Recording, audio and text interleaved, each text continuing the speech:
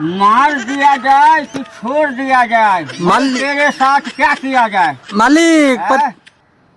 बोल।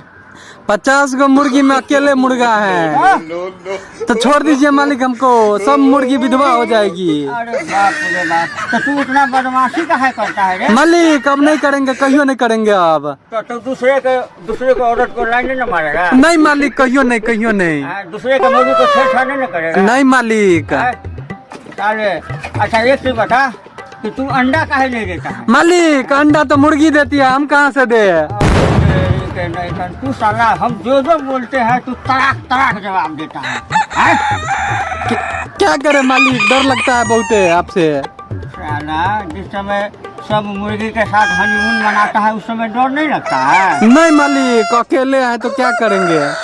आज के बाद अगर किसी मुर्गी पर बिना पूछे चढ़ा तो साले तू सोच लेना यहीं से तेरा गर्दन हम काट देंगे। नहीं मालिक, छोड़ दीजिए, छोड़ दीजिए, छोड़ दीजिए, छोड़ दीजिए।